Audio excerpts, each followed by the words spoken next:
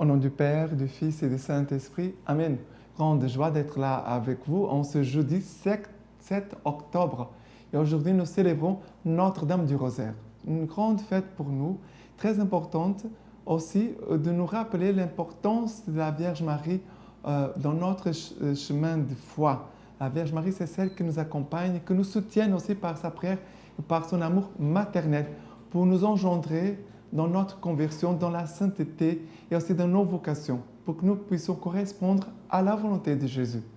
Et aujourd'hui, en ce jeudi 7 octobre, la première lecture, c'est Actes des Apôtres, chapitre 1er, à partir du verset 12.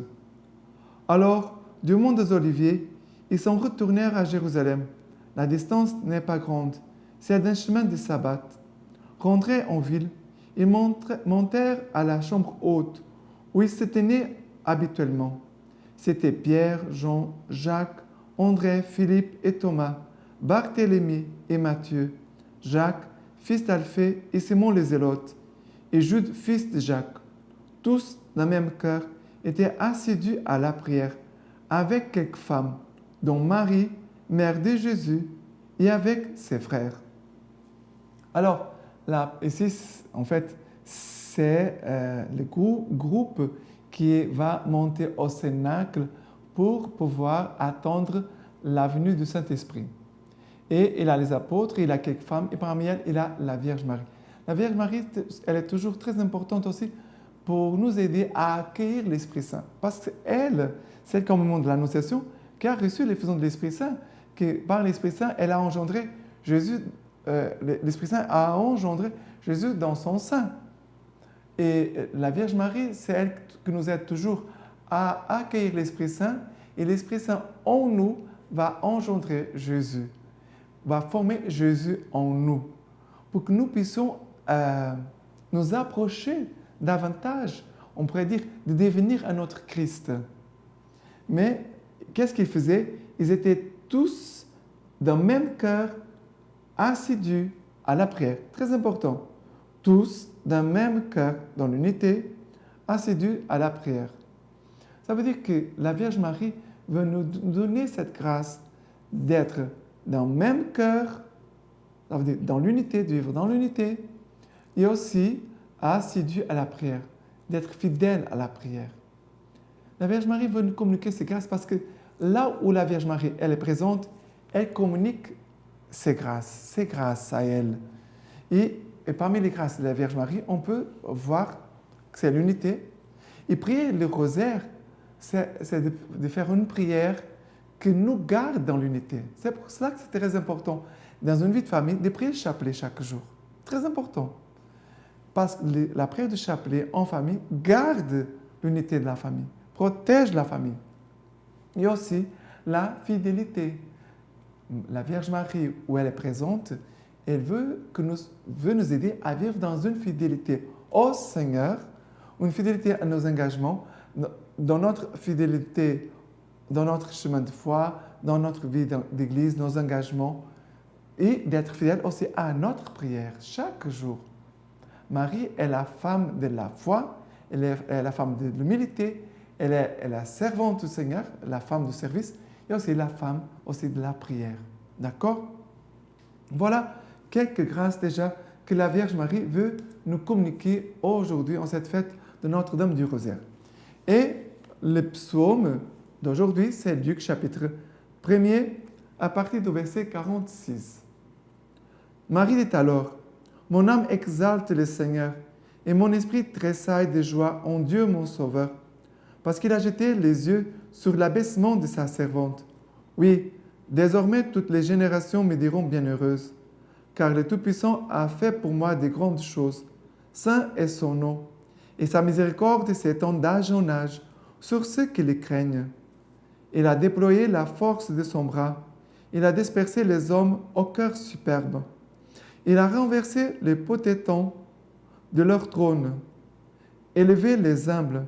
Il a comblé des biens les affamés et renvoyé les riches les mains vides. Il est venu en aide à Israël, son serviteur, se souvenant de sa miséricorde, selon qu'il l'avait annoncé à nos pères, en faveur d'Abraham et de sa postérité à jamais. Alors ici, le psaume d'aujourd'hui, c'est le cantique de Marie au Magnificat, comme nous l'appelons couramment. Alors, dans cette prière du Magnificat, Marie, elle est toute tournée, orientée vers Dieu. Tout son être veut aimer Dieu, glorifier Dieu. Et qu'est-ce qu'elle dit? Mon âme exalte le Seigneur, mon esprit tressaille de joie en Dieu, mon Sauveur. Et Marie, vraiment, veut nous aider à faire une expérience vraiment du salut de Dieu, que Dieu est notre Sauveur, que lui est l'unique Sauveur, qu'il n'a pas d'autre Dieu, qu'il n'a pas un autre Sauveur. Marie, vraiment, veut nous aider vraiment à marcher à la rencontre du Seigneur. Parce que notre vie ici-bas, c'est ça. Il y a des moments de rencontre avec Dieu, des moments que nous sommes avec le Seigneur. Bien sûr, lui, il est toujours avec nous. Mais elle nous prépare pour la rencontre définitive, ça veut dire le ciel, la vie éternelle. Mais Marie, elle nous aide à vivre ici-bas, toujours tournée, tendue vers Dieu, vers le but de notre vie, que c'est le ciel et la vie éternelle. Et ici, Marie, elle parle de cet amour de Dieu qui s'est abaissé pour venir rencontrer les petits, les pauvres, les affamés, les humbles. Le Seigneur est descendu jusqu'à nous. Le Seigneur descend sans cesse pour venir rencontrer ses enfants, surtout les plus petits, les affamés, les pauvres, les humbles. Voilà les psaumes d'aujourd'hui. Et l'évangile d'aujourd'hui, c'est Luc, chapitre 1er, versets 26 à 38. Le 6e mois, l'ange Gabriel fut envoyé par Dieu dans une ville de Galilée du nom de Nazareth, à une vierge fiancée à un homme du nom de Joseph, de la maison de David. Et le nom de la vierge était Marie. Il entra et lui dit, « Réjouis-toi, comblée de grâce, le Seigneur est avec toi. » À cette parole, elle fut toute troublée, et elle se demandait ce que signifiait cette salutation. Et l'ange lui dit, « Sois sans crainte, Marie, car tu as trouvé grâce auprès de Dieu. Voici que tu concevras dans ton sein, et tu enfanteras un fils, et tu l'appelleras du nom de Jésus. Il sera grand et sera appelé fils du Très-Haut. Le Seigneur Dieu lui donnera le trône de David son père. Il régnera sur la maison de Jacob pour les siècles, et son règne n'aura pas de fin. » Mais Marie dit à l'ange, « Comment cela sera-t-il, puisque je ne connais pas d'homme ?» L'ange lui répondit, « L'Esprit Saint viendra sur toi, et la puissance du Très-Haut te prendra sous son ombre. C'est pourquoi l'être saint qui naîtra sera appelé Fils de Dieu. Et voici qu'Élisabeth, ta parente, vient elle aussi de concevoir un fils dans sa vieillesse. Et elle en est à son 6e mois, elle qu'on appelait la stérile, car rien n'est impossible à Dieu. Marie dit alors, « Je suis la servante du Seigneur, qu'il m'advienne selon ta parole. » Et l'ange la quitta. Et ici, ça me touche beaucoup. L'ange, les paroles de l'ange. L'ange vient à la rencontre de Marie et l'ange lui dit, « Réjouis-toi, comblée de grâce. » Accueillir la parole de Dieu, parce que Marie, c'est la femme de la parole. Marie, elle nous aide à accueillir la parole de Dieu, accueillir l'Esprit Saint et accueillir aussi la parole de Dieu. Et Dieu, par sa parole et par l'Esprit Saint, Dieu entre en nous, fait son habitation, il demeure en nous et Dieu agit en nous par sa parole et par son Esprit Saint.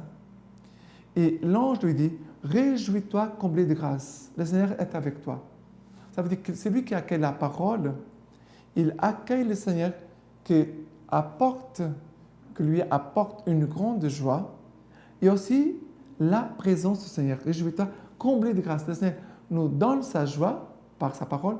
Le Seigneur nous comble de sa grâce par sa parole. Et le Seigneur demeure avec nous par sa parole. Après, l'ange va encore dire, « Sois sans crainte, Marie, car tu as trouvé grâce auprès de Dieu. » N'aie pas peur, Marie. N'aie pas peur, Joseph. N'aie pas peur, Antoine. N'aie pas peur, Barthélemy. N'aie pas peur, Pierre. N'aie pas peur. Car tu as trouvé grâce auprès de Dieu. Dieu veut tu es comblé de sa grâce.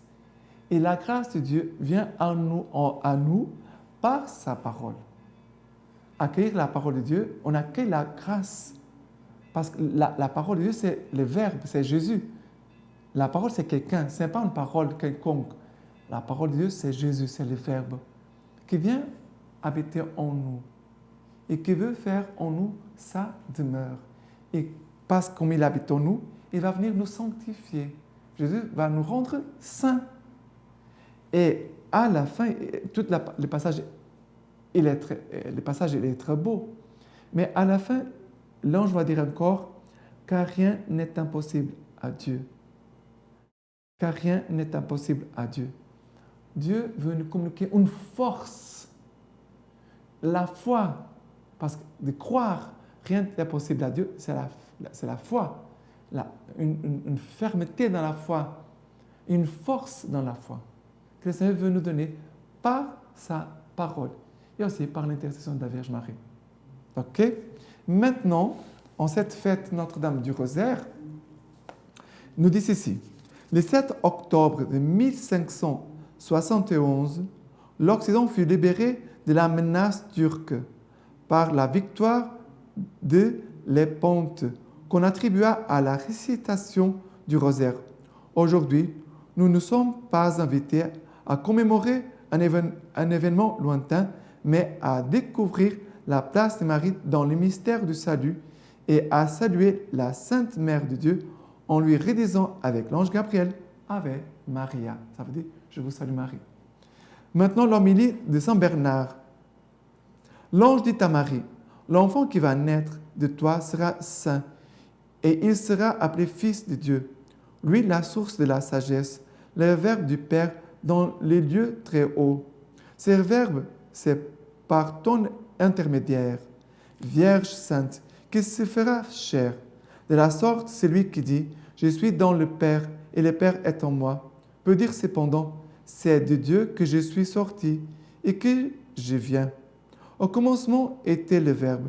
Déjà, la source jaillissait, mais si n'était encore qu'à l'intérieur d'elle-même. Et le Verbe était avec Dieu, habitant une lumière vraiment inaccessible. Et le Seigneur disait dès le début, « Je forme les projets de paix, non de malheur, mais il est caché tout au fond de toi, ton projet et ton contenu.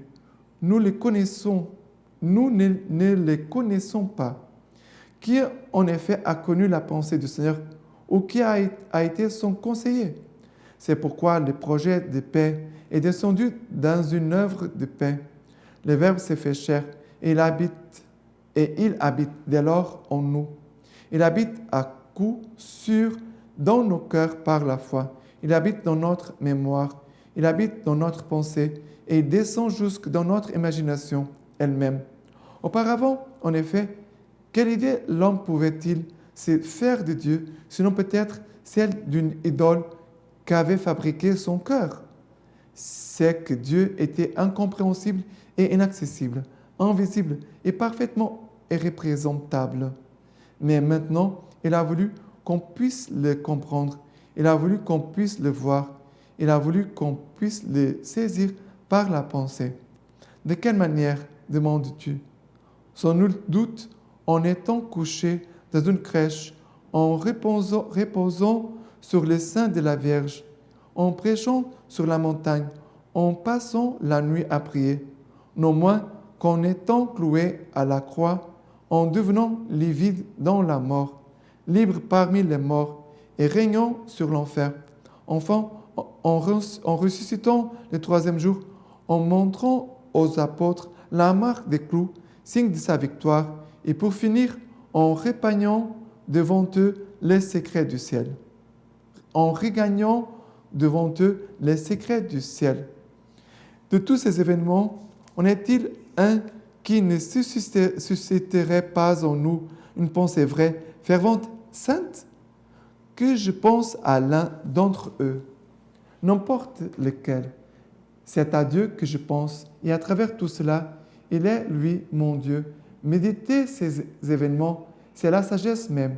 Je l'ai dit, et j'estime que l'intelligence avisée consiste à faire remonter en soi le souvenir que l'on garde leur douceur, une douceur comme celle des amandes que produisit avec abondance le bâton de prêtre Aaron.